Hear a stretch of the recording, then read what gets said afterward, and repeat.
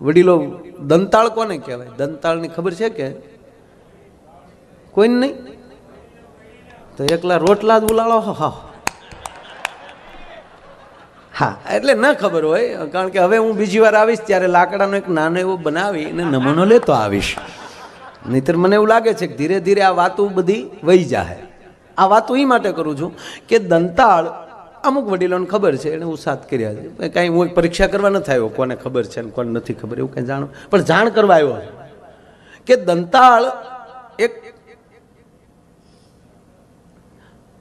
જે બાજરો, ઘઉં અથવા તો જુવાર જે અનાજ છે એ વાવવા માટે, એની વાવણી કરવા માટે એનો ઉપયોગ થાય.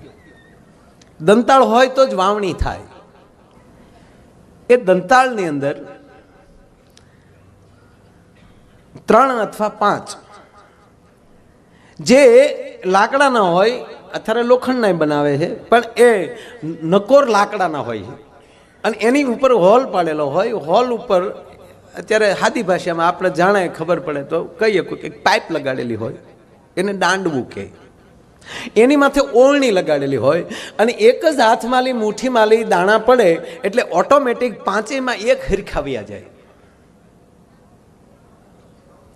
હાથમાંથી જે ઉપર ખેડૂત છે એ દાણા નાખે, એ ઓળણીમાં જાય, ઓળણીમાંથી દાંડવામાં જાય, દાંડવામાંથી દાંતામાં જાય, દાંતા છે જમીનની અંદર એ સાહ પાડતા જાય, એની અંદર ઓટોમેટિક દાણા ઓરાતા જાય. પણ જેવા ખેડૂતના હાથમાંથી આવે એ સીધા દાંડવામાં અટક્યા વગર સીધા સાહ સુધી પગી જાય. અને સાહમાં જે વાવે છે એને દાતા કહેવાય. દાતાને એ ખબર નથી હોતી કે હવે અમે વાવી નાખ્યું એમાં કેટલાયના પેટ ભરાય.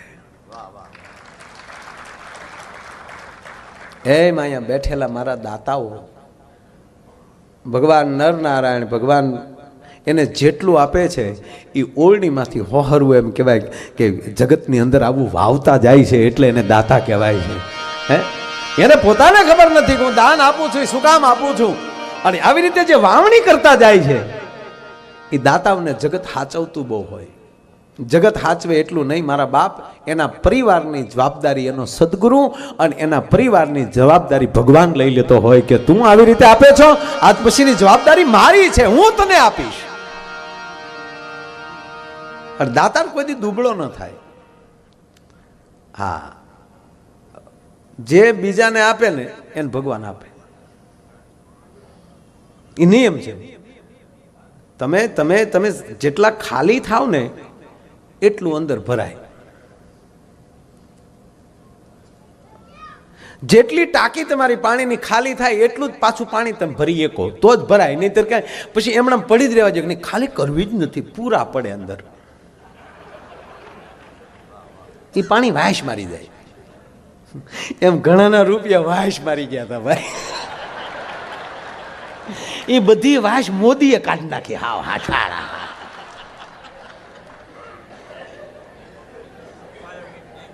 બેનો ભાઈઓ, 50 દિવસ થઈ ગયા બેનો ભાઈઓ.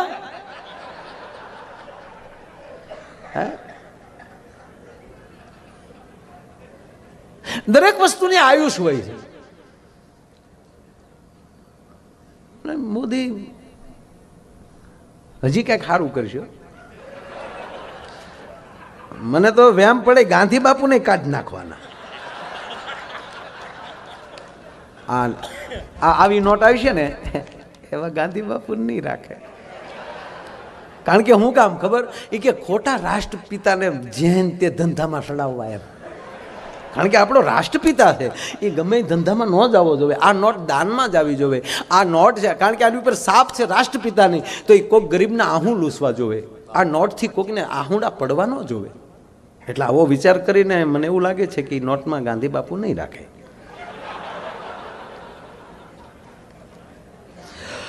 મારો નાથ હાસુ પાડે તો 50ની નોટમાં ગાંધી બાપુ નહીં આવે.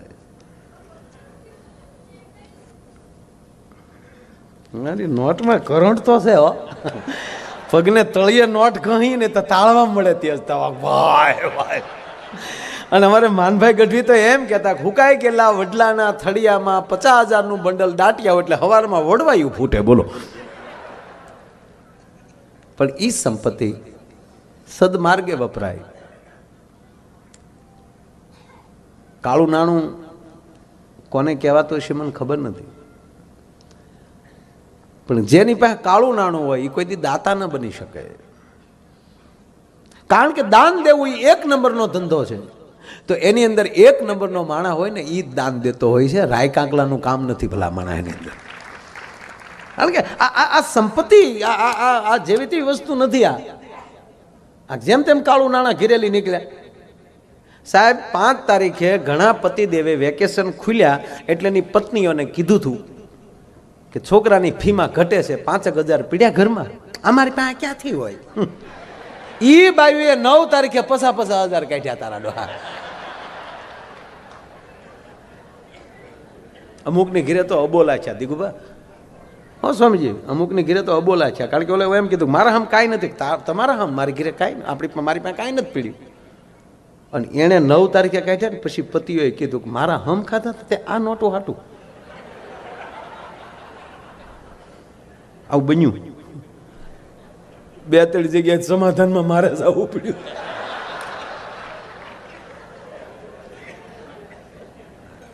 અને હકીકત છે તમે જેવું બોલો ને એવું ભગવાન કરી દે. ઘણા કીધું કે અમારી પાસે કાંઈ નથી. એ શરમમાં પછી કંઈક હવે કહેશું તોય તકલીફ પડશે. એને 50 દી સુધી નો કાઢ્યા. થઈ ગયા કાગળિયા. સત્યનારાયણની કથા હવે હાશી પડી. બોલો. સત્યનારાયણની કથામાં છે ને પ્રસંગ, દંડી સ્વામીનું રૂપ ધારણ કરીને વાણિયો અને એનો જમાઈ બે આવતા હતા. સાધુ નામનો વાણિયો ધન કમાઈને એને દંડી સ્વામીનું રૂપ ધારણ કરીને ભગવાન ઉભાર્યા છે. એ સાધુ નામના વાણિયા, તારા વાણની અંદર શું ભરેલું છે એ મને કે. ચતુર વાણિયાને એમ થયું કે કદાચ કોઈ મને લૂંટી જશે એટલે કીધું કે મહારાજ મારા વાણની અંદર વેલા ને પાંદડા સિવાય કાંઈ ભર્યું નથી. કે તથા અસ્તુ.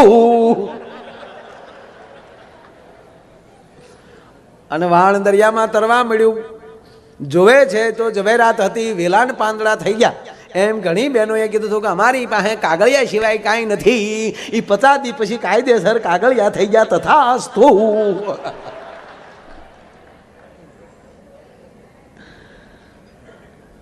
વાત એ છે કે દરેક વસ્તુની આયુષ હોય છે.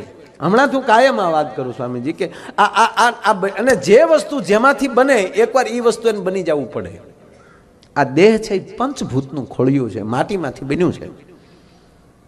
બનાવ્યું છે કોણે? ભગવાન નરનારાયણ પરમાત્માએ.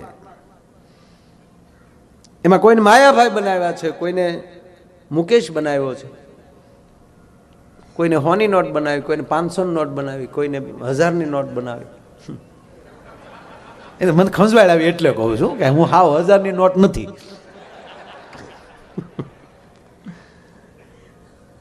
પણ બનાવી છે કોને? ભગવાને. અને જ્યારે એ એનો હક પાછો લઈ લેશે આપણી ઉપરથી ત્યારે પાછા માટીમાં ભળી જાવ. કારણ કે માટીમાંથી બન્યા હતા. આ નોટ કાગળમાંથી બની. એ બનાવી કોણ? અને ગવર્મેન્ટે બનાવી છે, ભારત સરકારે બનાવી છે.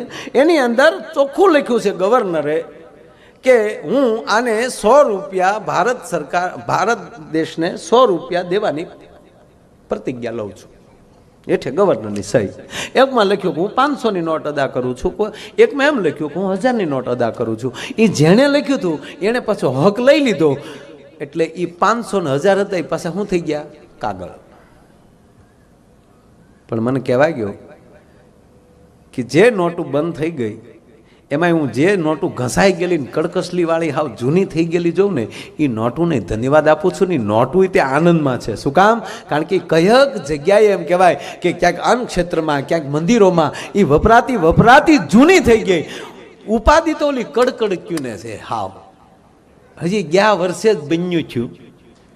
અને હજી બેંકમાં કડકડિયું પડ્યું છું, એને રોવું પડે છે કે હાય હાય, હું હતી 1000ની નોટ, પણ હું કાંઈ સમાજને કાયમ ના આવીને એમણાં મારે ખોટું પડી જવું. એમ સાહેબ, આ દેહ મળ્યો છે ભગવાનનો, ભગવાને આપણને દેહ આપ્યો છે, એને આવા સંતોના કાર્યની અંદર ઘસાતા ઘસાતા કદાચ આપણને ગઢપણ આવી જાય ને, તો એવા કાર્યો કરીને ગયા હશું ને, એટલે આપણે આંખમાં આહુડા નહીં આવે, ભગવાન તમને લેવા હામો આવશે. વયાય મારા વાલા, વયાય મારા વાલા, તું સમાજમાં એવા કાર્યો કરીને આવ્યો છો. એ મને ગમે છે એ માટે એ જી અમે નિસારણી હે બનીને દુનિયામાં ઉભા રે ચડનારા કોઈ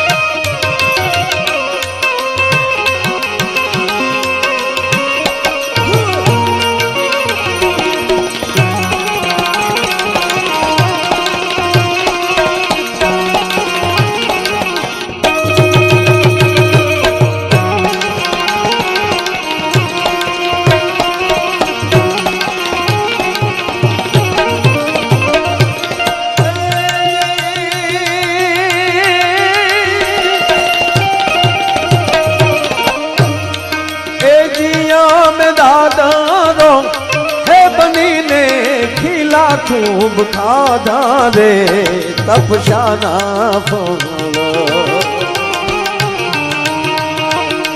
नो मिला रे रेगी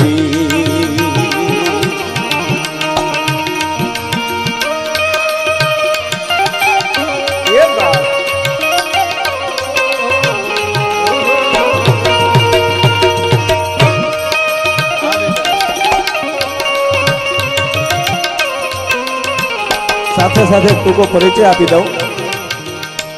તબલાની અંદર સંગત આપે છે એ આંગળીને ટેરવે ગણીએ કે એવાના ઉસ્તાદમાંથી જે 5 ગણીએ કહે ને ટોપ, એમાંનું એક સ્થાન એટલે અમારો એક નાની ઉંમરનો બાળેટો ઉસ્તાદ મુકેશ બારોટ. તાળીના ગળાથી આપણે એમને વધાવો. બેન્જોની અંદર સંગત આપે છે એ પણ ધીમે વગાડ કાળજામાં વાગે તારા ટેરવા. જેમ માછલી ઘરની અંદર તમે આમ ધીમેક ધીમે કાચ માલી જુઓ ને, જેમ માછલીના તરંગ નામ કેમ આમ જોઈ જતા હોય, જેમ એમ એના આંગળા જે ફરે છે બેન્જા ઉપર, એવો અમારો વિપુલ મકવાણા, એમણે પણ આપણે તાળીના ગળાથી વધાવો. મંજીરાના 2 માણીગર બેઠા છે.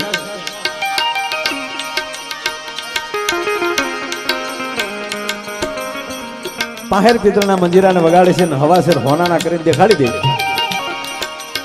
અને સ્વામીજી, આ અઘરામાં અઘરું કોઈ વાદ્ય હોય ને તો મંજીરું. હા, કારણ કે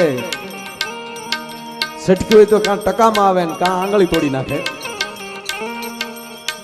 મુંબઈમાં હવાર સુધી એક ભાઈ બેઠા પ્રોગ્રામમાં, મેં કીધું મજા આવે ને? મને કે મજા છો, તમારો કપાળ આવે. મેં કીધું સવાર સુધી ખોડાણા કેમ? મને કે હું સવાર સુધી જોયા કર્યો કે હમણાં મંજીરા વાળો લગાડશે, હમણાં મંજીરા વાળો લગાડશે, પણ લાગવા ના દીધું હો. આ મોટા મોટા યોગા છે. રામદેવજી મહારાજથી આ યોગા ન થાય.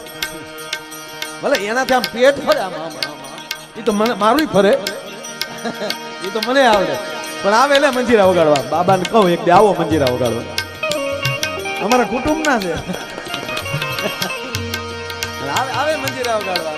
5 મિનિટ નો વાગ્યો ભાઈ, આમ વાગે નહીં બચેગા. ના ના આવો નહીં, નો વાગે મંજીરો નો વાગે, પણ હાથમાં વાગે. પણ એવો મંજીરાનો માણીગર અમારો ભૂપત મેર, એને તાળીના ગળાથી આપણે એમને વધાવો. બાજુમાં બારોટજી, એ ખાલી મંજીરા જ વગાડે છે. અમારા મુકેશના બાપુજી છે, હા, એના માર્ગદર્શક છે, બહુ જૂના ઉસ્તાદ છે. તો અને બહુ સારા માઇક, બહુ સારા છે. શું નામ છે સાઉન્ડ ના? આપણે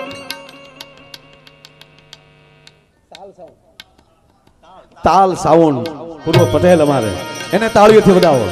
વાહ તાલ વાહ દેવ. અને અમારા વિડીયો વાળા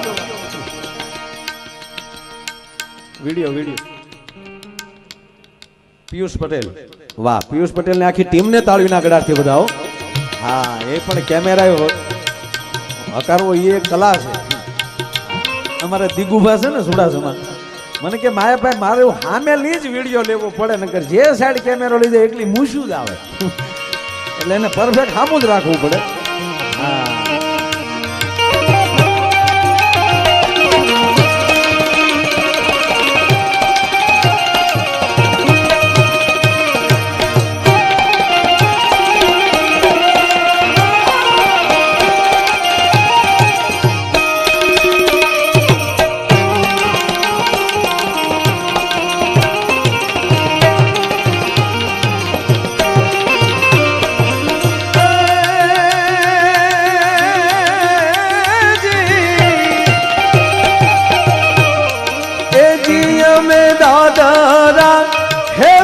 ने खिला खूब खाधा रे तपशाना फूल नो मिल्या रे रेगदी अरे तपशाना फूल नो मिल्या